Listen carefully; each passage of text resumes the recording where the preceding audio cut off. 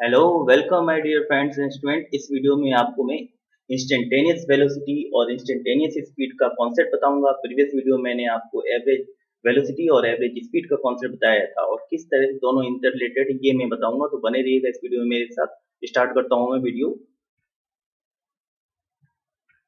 यहाँ पर स्क्रीन पे आप देख सकते हैं इंस्टेंटेनियस वेलोसिटी क्या है। The instantaneous velocity of an object is the limit. क्या है? लिमिट है। Limit of the average velocity. जब एवरेज वेलोसिटी को हम लिमिट में कर देते हैं, डिफाइन कर देते हैं velocity as the elapsed time approach tends to zero, approach zero, और the derivative of x with respect to t. तो आप देखें, हम लोग ने वी एवरेज क्या लिखा था? Delta x upon delta T. वहां पे टाइम अप्रोचेस टू जीरो नहीं लगाया था, लेकिन इस केस में हम लोग क्या लगा देंगे? Time approaches to zero. ये था हमारा average velocity, delta x upon delta t, जबकि ये है आपका इंस्टेंटेनियस वेलोसिटी जब हमने इसको टाइम टेंस टू जीरो कर दिया, और इसी को हमने डिफाइन कर दिया डिफरेंशिएशन फॉर्म में v t is equal to dx t upon dt। तो ये वाली जो हमारी इक्वेशन है वो आपकी क्या है? इंस्टेंटेनियस वेलोसिटी की इक्वेशन है, जिसको मैं आपको प्रैक्टिकल की हेल्प से भी शो करके दिखाऊंगा क्या इसका प्रैक्टिकल मीनिंग है और क्या इसका पीछे प्रैक्टिकल कॉन्सेप्ट जो है अप्लाई किया गया है। तो इससे पहले मैं आपको इंस्टेंट वेलोसिटी और इंस्टेंटेनियस स्पीड की भी डेफिनेशन बता दूं साथ साथ।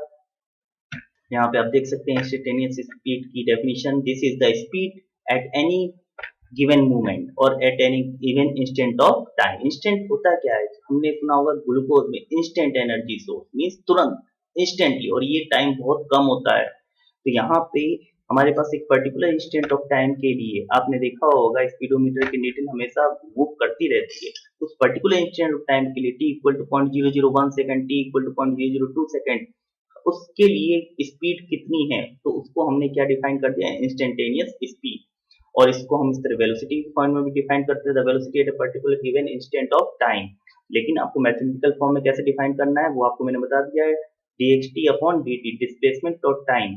ओके, उसका जो equation differentiation of x with respect to t, displacement का differentiation with respect to time, वो क्या देगा? इंस्टेंटेनियस वेलोसिटी देगा। उसको मैं आपको इक्वेशन की हेल्प से भी शो करके दिखाऊंगा मैथमेटिकल फॉर्म में। स्क्रीन पे आप देखें, this point two this point, ये जो स्ट्रेट लाइन रेड लाइन है वो क्या दिखा रही है? Average velocity. अब हमें एवरेज वेलोसिटी का लिमिट उसमें सेट करनी है। जब एवरेज वेलोसिटी की हम लिमिट डिफाइन कर देंगे तो वो क्या देगी? Instant velocity. कैसे? इसका क्या मीनिंग है इसे मैं आपको एग्जांपल से बता रहा हूँ। स्क्रीन पे आप देखें, मुझे फाइंड करनी है वेलोसिटी एट 3.1 सेकंड के लिए। ये वाला पॉइंट रेड डॉट आप देख रहे हैं 3.006 पे भी सेट कर रखा और ये 5.013। अब आप 3 से मुझे कहाँ पे फाइंड करना है? 3.1 पे। तो वेलोसिटी होता क्या है? चेंज। और चेंज के लिए क्या चाहिए आपको? फर्स्ट इनिशियल पॉइंट और फाइनल पॉइंट, तभी हम चेंज निकाल सकते हैं। तो हमें दो पॉइंट कंसीडर करने पड़ेंगे। मैंने एक 3 कंसीडर किया, एक 3.1। अब मुझे 3 से 3.1 पर जाना है, तो आप देखें इसमें मुझे कितना टाइम लगेगा। देखिए 3 डेसिमल के बाद कितने डिजिट लिए हैं? 3 डिजिट लिए हैं, 3.00। तो पहले इस वाले डिजिट को 9 तक पहुंचना हुआ। 9 पहुंचने के बाद अब क्या हुआ? इसकी जो सेकंड डिजिट से फिर 10 हुई। अगेन ये वाली डिजिट फिर से काउंट होना स्टार्ट होगी, और फिर से इसे 1 की जगह, यहाँ पे 1 की जगह क्या होगा? 2।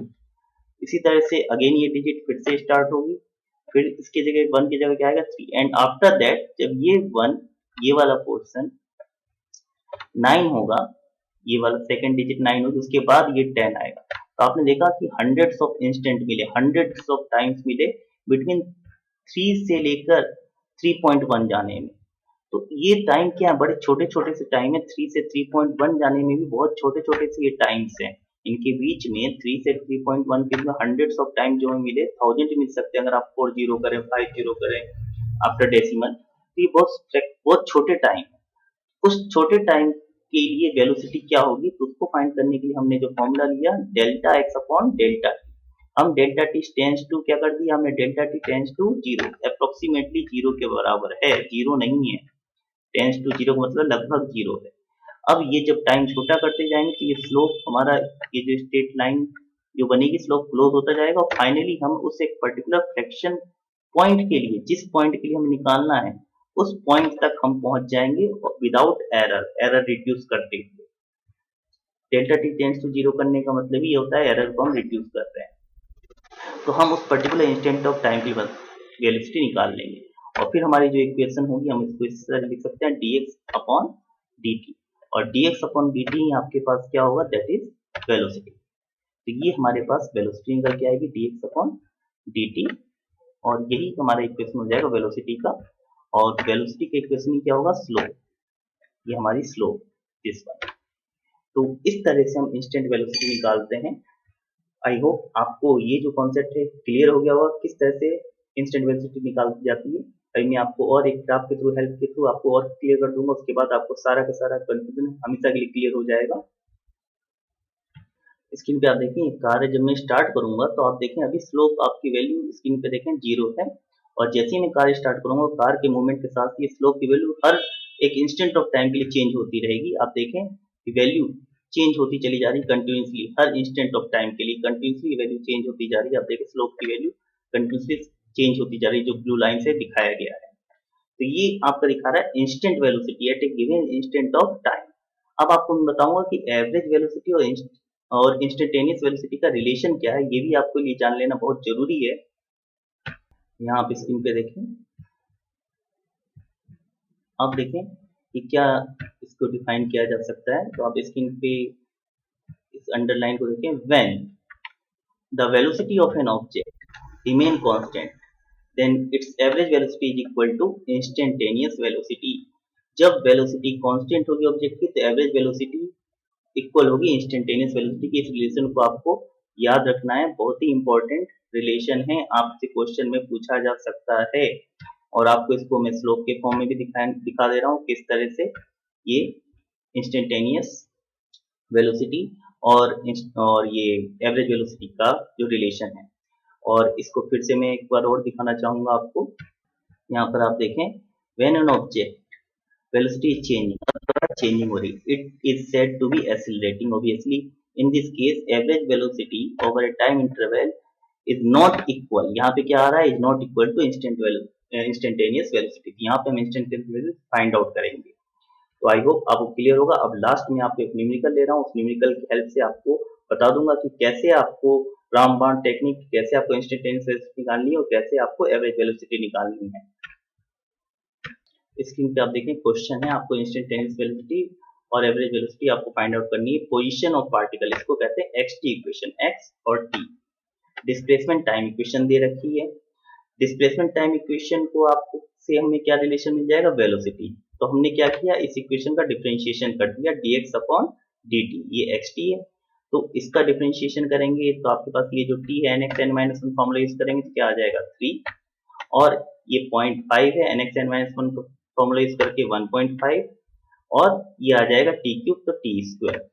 ये हमारा डिफरेंशिएशन आ गया। अब क्या पूछ रहा है, velocity at t equal to 2 second. तो आपको किसी भी पर्टिकुलर टाइम के लिए, किसी भी इंस्टेंट के लिए आपको वेलोसिटी फाइंड करनी है, तो आप सिंपली xt इक्वेशन का डिफरेंशिएशन करो। अगर xt इक्वेशन दे रखा है, अगर वेलोसिटी इक्वेशन दे रखा है तो उसमें टाइम डायरेक्ट फीड कर दो, लेकिन अगर xt दे रखा है तो पहले डिफरेंशिएशन करो तब वेलोसिटी आएगी, और उसके बाद उसमें टाइम की वैल्यू पुट कर दो। कुछ भी हो सकते हैं, t इक्वल टू 2 सेकेंड है, आप 0.001 सेकेंड का अगर क्वेश्चन पूछे उसको पुट कर दो, 0.1 सेकेंड भी उसे पुट कर दो डिफरेंशिएशन के बाद। तो ये हमारे पास आया 3, एज इट इज जाएगा, यहाँ पे t नहीं है, और यहाँ पे क्या है टी स्क्वायर, तो टी स्क्वायर की जगह आपको 2 पुट कर देना है। ये आप देखें, ये आपने वैल्यू, तो ये आपकी उस पर्टिकुलर इंस्टेंट के लिए निकल कर आ गई। आपके पास जो भी वैल्यू आप इस सॉल्व करके देख सकते हो। अब आपको एवरेज निकालनी है, तो एवरेज के लिए देख लेते हैं। एवरेज के लिए आप देखें, t इक्वल टू, हमारे पास जो डिस्प्लेसमेंट इक्वेशन दे रखी थी उसमें हमने पहले t इक्वल टू 1 सेकेंड के लिए निकाल लिया, t इक्वल टू 3 सेकेंड के लिए डिस्प्लेसमेंट निकाल लिया। ये आया हमारे पास t इक्वल टू 1 के लिए डिस्प्लेसमेंट, t इक्वल टू 3 के लिए डिस्प्लेसमेंट। अब हमने उसी को अपने फॉर्मूले में रखा, तो t इक्वल टू 3 के लिए डिस्प्लेसमेंट था 22.5 x2 minus x1, t equal to 3 second, t2 minus t1, t equal to 1 second, 9.5 metre per second. तो ये हमारे पास एवरेज वेलोसिटी निकल के आ गई। आई होप आपको एवरेज वेलोसिटी और इंस्टेंटेनियस का रिलेशन भी पता चल गया होगा, क्या रिलेशन है दोनों में, और ग्राफ के थ्रू आपको कॉन्सेप्ट क्लियर होंगे। तो आई होप आपको वीडियो अच्छी लगी होगी, और अधिक से अधिक शेयर करें। Thank you very much. अगले वीडियो में आपके लिए दूसरे टॉपिक को मैं यहाँ पे